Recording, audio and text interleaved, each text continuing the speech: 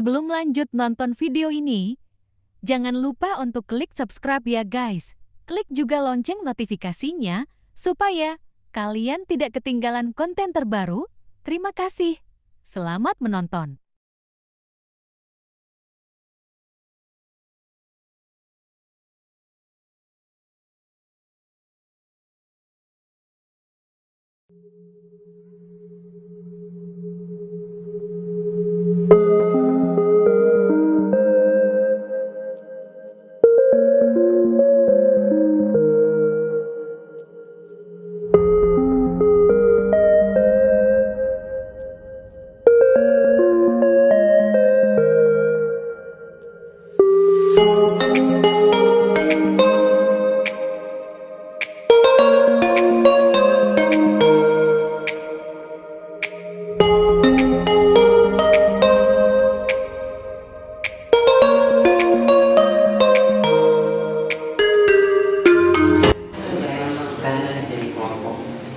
Laporan berita akan menjelajah Museum Katedral Jakarta sebagai warisan cagar budaya bangsa yang berisikan sejarah Katolik di Nusantara. Yuk kita lihat.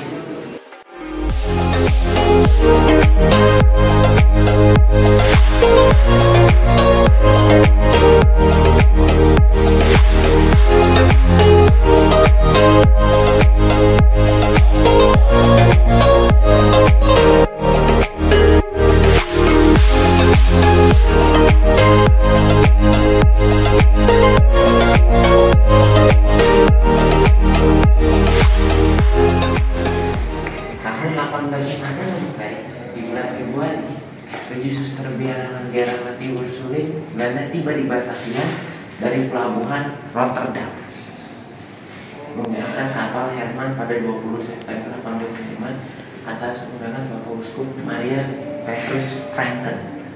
Mereka menempati rumah di Jalan Insinyur Haji Juanda nomor 29. Tujuan ini adalah untuk mendidik anak-anak putri-putri dengan mendirikan sekolah suster Emmanuel Suro dan salah seorang mereka yang meninggal 4 hari kemudian. Dan inilah menjadi awal dari misi pendidikan Katolik. Berawal dari pembaptisan suku Moro Pamaekan, Romo Simon Vas yang tadi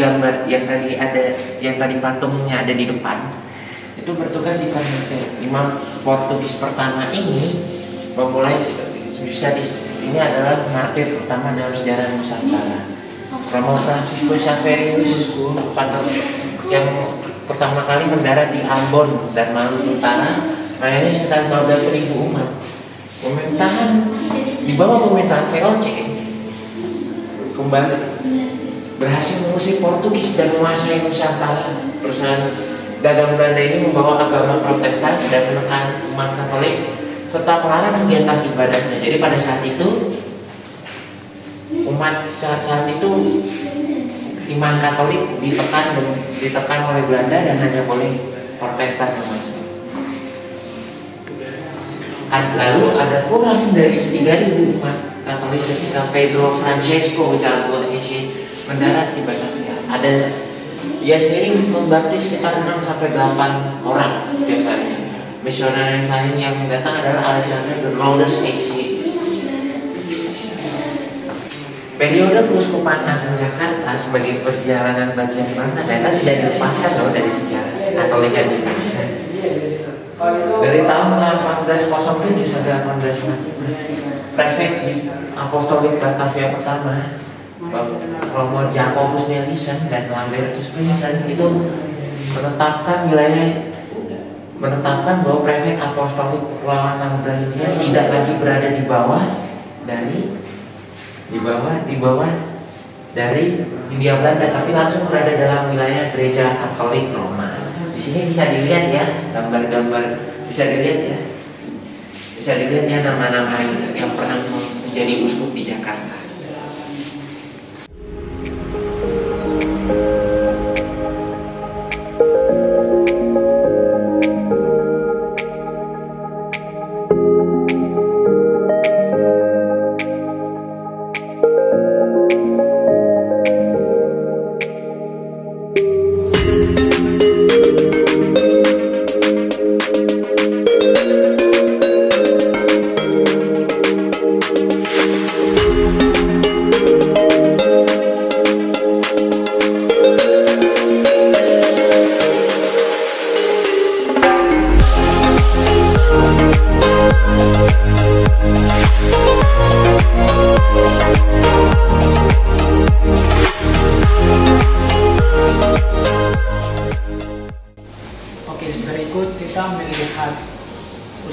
yang pernah melayani di Keuskupan Agung Jakarta mulai dari zaman Hindia Belanda sampai saat ini.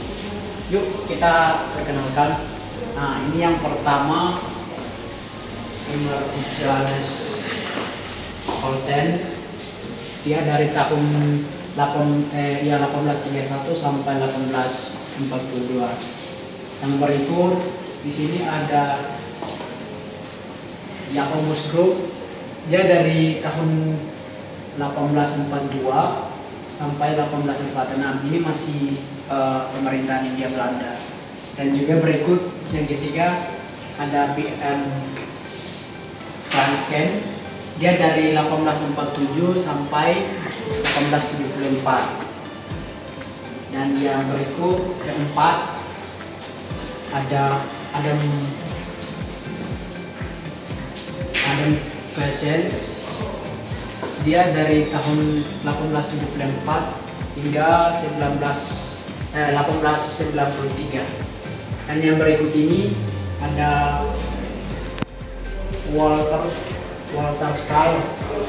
Dia dari tahun 1893 sampai tahun 1897. Ini masih pemerintahan Hindia Belanda. Dan berikut ini ada Edmundus Luypen. Dia dari tahun 1898 hingga 1923. Cukup lama. Dan yang berikut ada Antonius van Velsen. Dia dari tahun 1924 hingga 1933. Dan ini Petrus Wilkens. Dia dari tahun 1934 hingga 1953. Dan ini sudah masuk di pemerintahan Indonesia. Namanya Adrianus Jaya Seputra. Dia dari tahun 1953 hingga 1970. Dan berikut yang ketiga, yang kedua saat pemerintah Indonesia, namanya Leo Sukoto. Dari tahun 1970 hingga 1995. Dan yang ketiga ada Julius Kardinal Darmotmojo. Ya, Darmoatmojo. Dia dari tahun 1996 hingga 2010. Dan yang terakhir yang kita kenal sekarang, ini dia Ignatius Kardinal Suharto. Dari tahun 2010 hingga saat ini masih melayani di Keuskupan Agung Jakarta.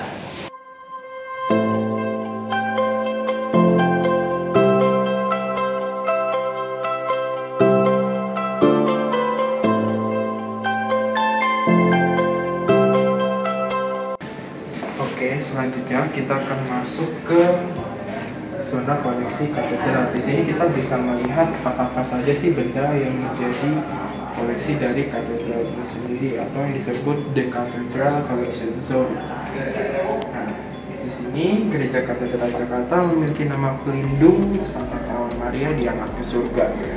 Nah, gereja ini penuh dengan perjuangan yang tentunya tidak main-main, dan baru diresmikan tanggal 21 April tahun 1901, atau setelah 94 tahun Gereja Katolik direstui oleh Vatikan, atau setelah tahun 1847. Disebut katedral karena di dalamnya ini terdapat katedral atau yang disebut tahta uskup.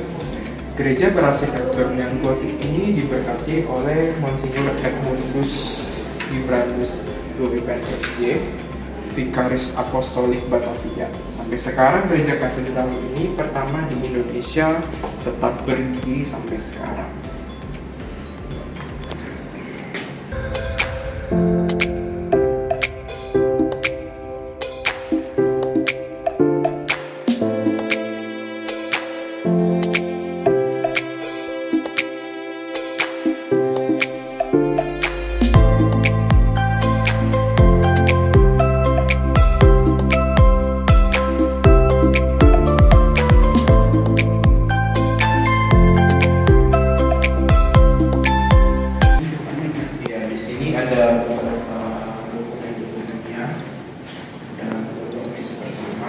dan buku catatan kandungan.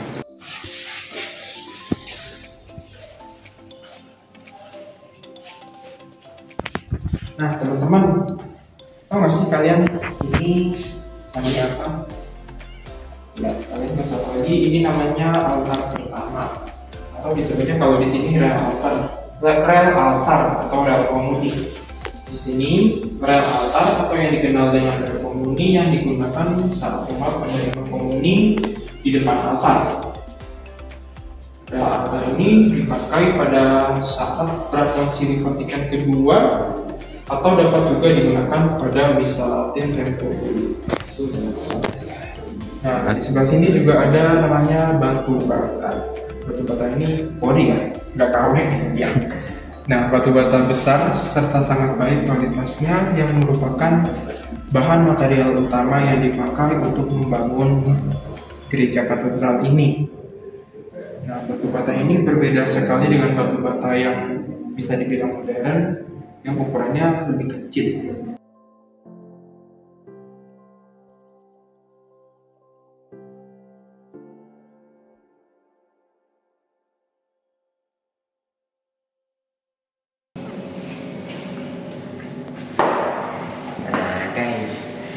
Tadi kan kalian udah lihat kan koleksi dari gereja katedral banyak banget kan. Nah, sekarang aku mau jelasin nih. Ini adalah credo atau orang Katolik menyebutnya adalah aku percaya yang digunakan dalam bahasa Latin untuk pertama kalinya. Ya. Bisa dilihat seperti ini.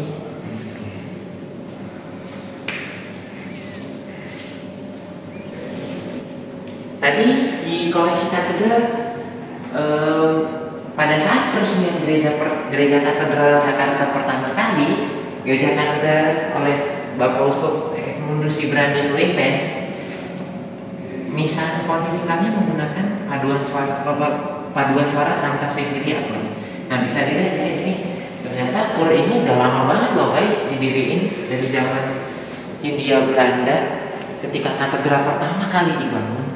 Bisa dilihat ini koleksinya.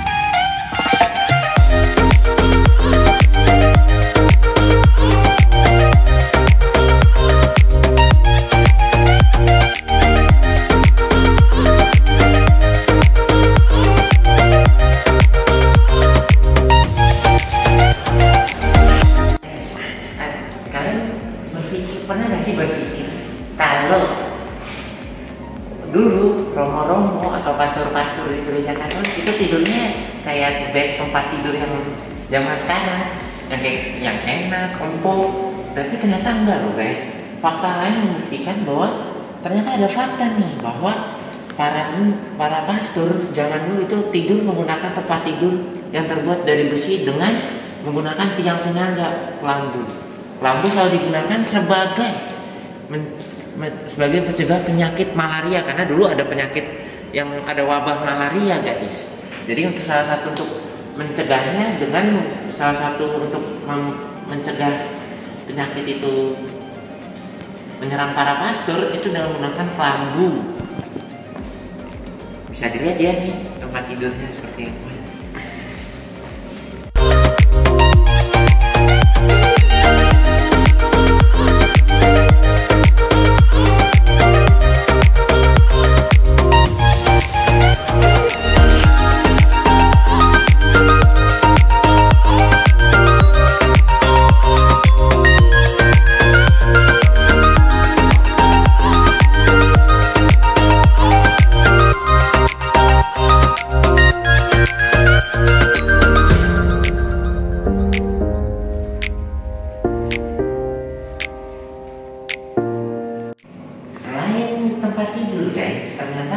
di gereja katedral itu masih menyimpan benda-benda kuno. Kalau benda-benda kuno ini, kalau orang Katolik menyebutnya adalah monstran untuk penyembahan sakramen Kudus. Monstran bercorak barok ini digunakan. Ini jenis monstrannya bisa dilihat ya, namanya adalah monstran barok atau barok monstran. Ini dibuat di kota Roermond, Belanda pada tahun 1700. Jauh banget ya ternyata. Bisa dilihat. Terus yang kedua di sini ada ada gotik monstran atau monstran gotik. Ini digunakan di monstran ini ternyata terdapat banyak santo pelindung orang kudus Katolik seperti Santo Ignatius dari Loyola, Santo Vincentius, Santo Laurentius, Santo Carolus Borromeus, Santo Laurel dan Santa Elizabeth. Yang ini adalah pelindung orang kudus Katolik di dalam.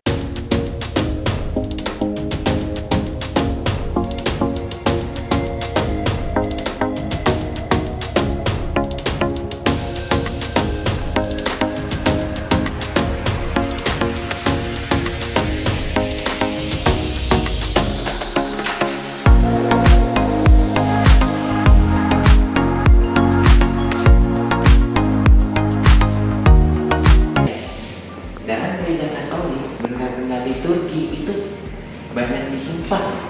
Nah, salah satu benda-benda liturgi bisa dilihat di sini ada bireta. Lalu di sini ada solideo dan mitra uskup yang digunakan oleh Kardinal Julius Darmo Atmojo saat beliau masih menjadi uskup di Uskupan Jakarta. Nah, di sini kalian ini bisa dilihat ya, di sini ada pakaian uskupnya beliau, tongkat-tongkatnya beliau juga ada di sini, tongkat Uskupan Agung Jakarta ada di sini. Lalu di sini ada macam-macam benda-benda liturgi yang lain dan ada kasualnya klasik ya guys ya. Ternyata memang ini kasualnya dari kasual gotik juga sudah lama ini.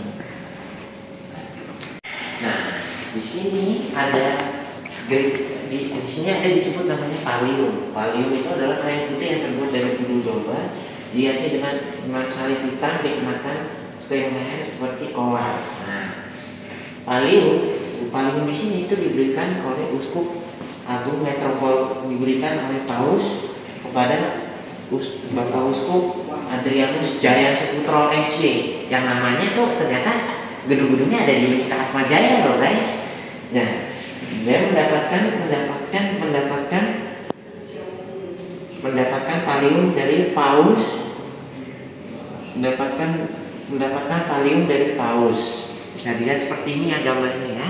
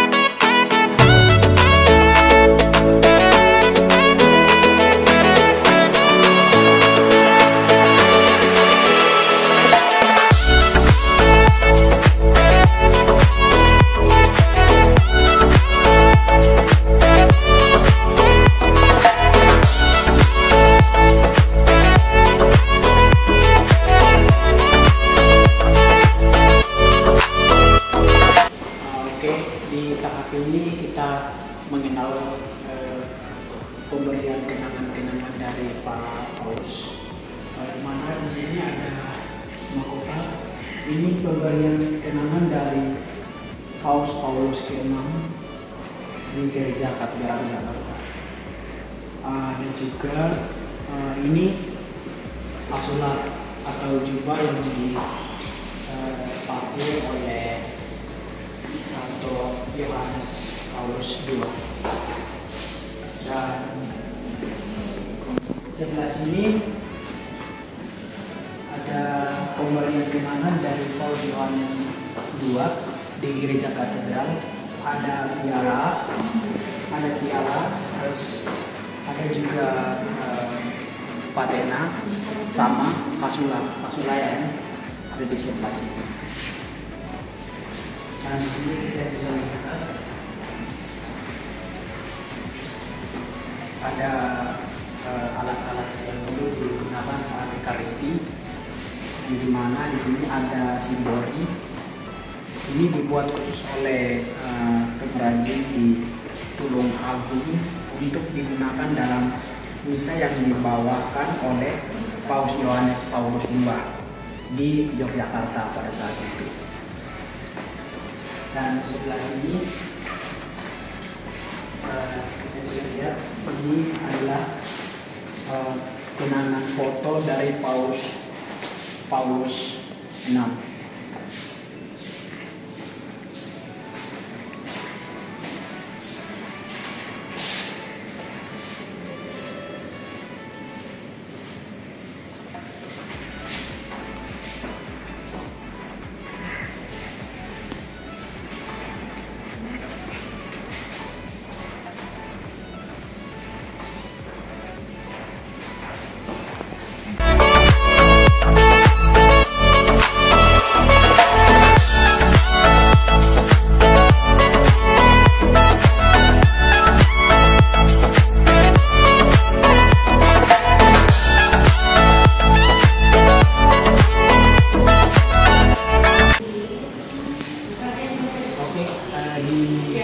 Ruangan ini kita melihat adanya miniatur katedral yang dibuat oleh Lembaga Pemasyarakatan Narkotika Bangli. Ini dibuat dari rangkai daur ulang koran, namanya Lapas Bangli. Terus juga ada patung Bunda Maria sebelah sini. Ini Bunda Maria segala suku mengawali tahun persatuan pada 6 Januari 2018 diresmikan lukisan Bunda Maria ini dan diberkati pada 13 Mei tahun 2018 oleh Bapak Uskup Ignatius Suharyo.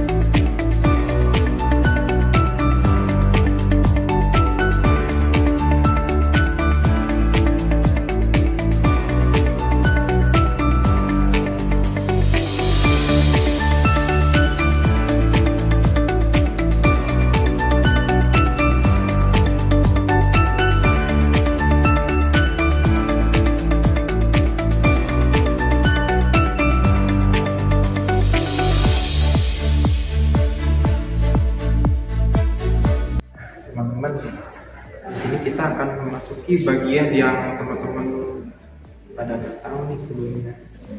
Nah, teman-teman tahu nggak waktu bulan September kemarin ada peristiwa penting yang terjadi di Indonesia ini? Ya, tepat sekali, yaitu peristiwa Paus Fransiskus waktu datang ke Indonesia tanggal 3 sampai 6 September kemarin.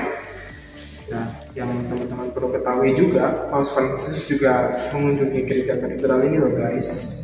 Di sini ada banyak koleksi-koleksinya.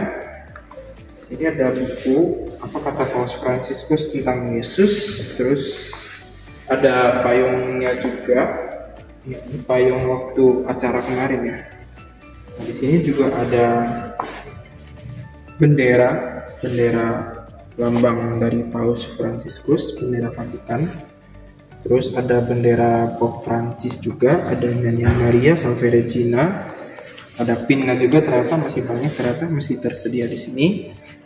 Terus ini patung ya, patung dari Paus Fransiskus ini sendiri.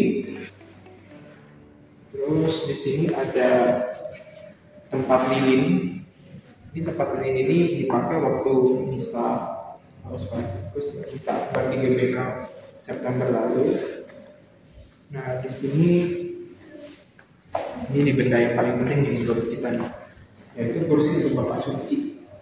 Nah, kursi ini akan digunakan, setelah digunakan Bapak Suci pada acara kunjungan beliau waktu di Indonesia.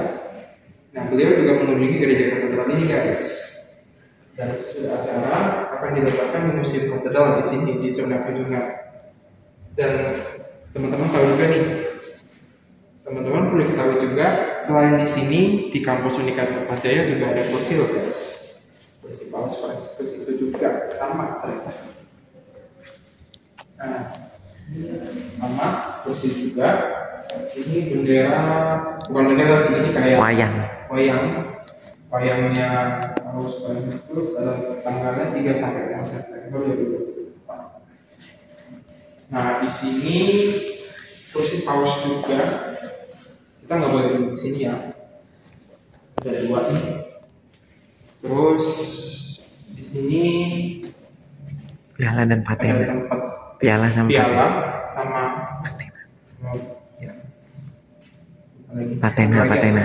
patena. Oh ya, Patena. Sorry. Patena. Oke, di sini selain itu juga ada perangko nih. Ada banyak nih koleksinya, terus ada tanda tangannya juga.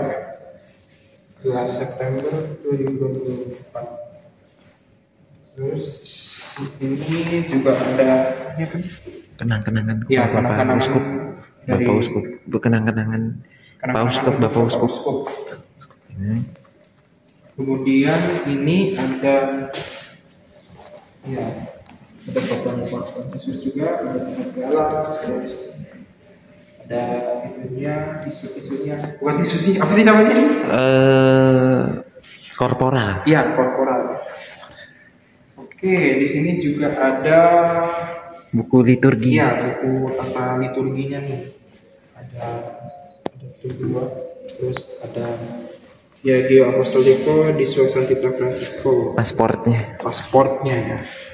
Terus di sini juga ada buku tata gerak liturginya nih, waktu dipakai sama Misa di GBK Paus Fransiskus di Misa GBK 2024 lalu.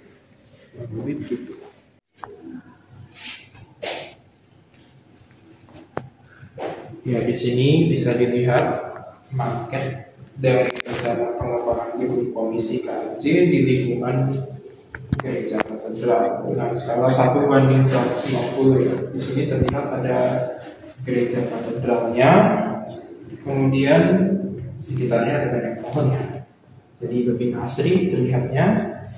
Terus di sini ini gedung Komisi KJ, yang J ini gedung Wisma Pusaka.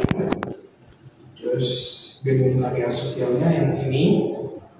Kemudian pastoran parokinya sebelah sini, ini pastoran paroki yang huruf E. Terus yang huruf F dari sebelah sini. Ini namanya gedung Paula. Sekitarnya juga banyak pohon, jadi kelihatan lebih asri. Terus yang huruf G-nya, huruf G-nya itu apa? Garasi. Oke, garasinya ternyata itu. Ini garasinya, guys. Kemudian huruf H-nya ya bisa dibilang ini tempat barang-barang yang sudah lama tidak pakai, yaitu gudang. Yang sebelah H ini sekitarnya juga banyak pohon.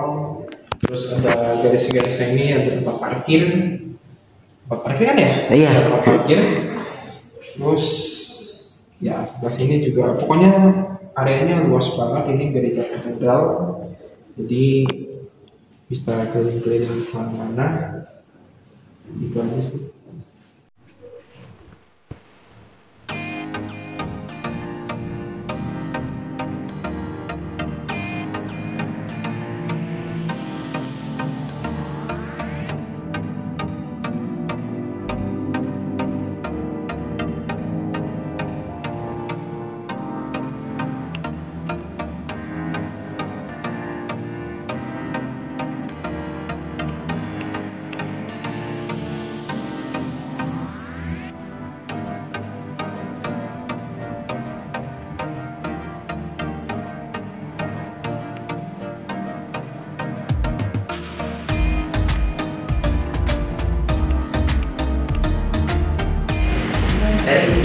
Dari tadi kan kalian bingung ya guys ya, kita nyebut gereja katedral tapi kalian tidak tahu dalamnya kayak apa. Jadi sekarang kita akan melihat gereja katedral secara umum. Ya mungkin kalian belum pada tahu, cuman banyak orang yang mungkin bukan. Jadi di sini ada batu ini adalah batu yang digunakan pertama kali untuk membangun gereja katedral didirikan oleh Rubus, oleh seorang yang namanya Rubus. Jadi bisa dilihat batunya seperti ini ya. Yuk kita lihat ke dalam gereja, tapi karena gereja tempat ibadah maka harus jaga kayak ini.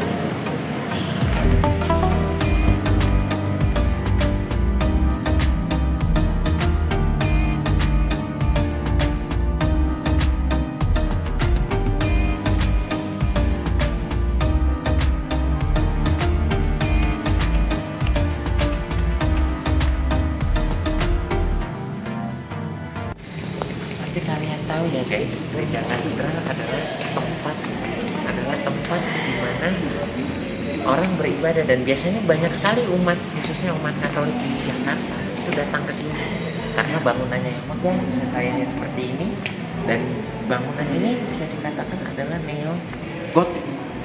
Gitu. Bangunan neo-gotik berarti bangunan yang cukup sudah tua. Di sini pada tahun 2021 juga ditetapkan sebagai oleh pemerintah melalui pemerintahan daerah DKI Jakarta sebagai cagar budaya Indonesia, dan khususnya cagar budaya Provinsi DKI Jakarta, DKJ Jakarta. Bisa dilihat ya seperti ini.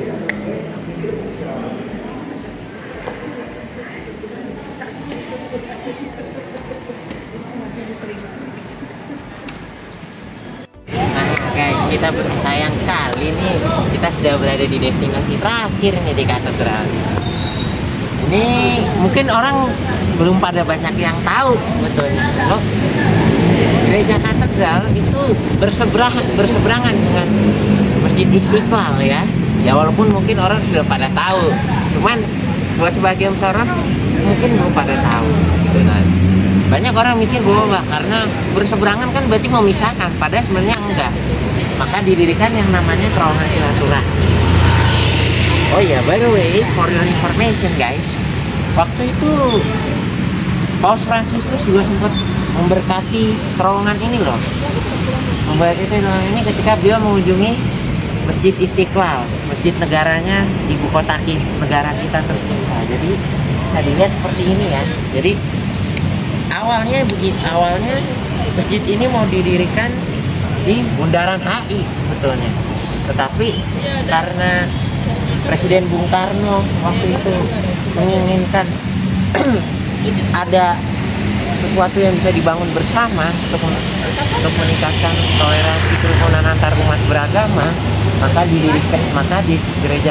Masjid Istiqlal berdampingan dengan gereja katedral. Nah, sebagai pemisah sekat-sekat tembok katanya dibangunlah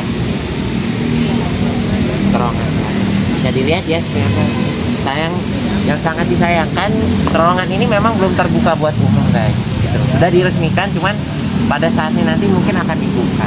Itu sih bisa dilihat ya.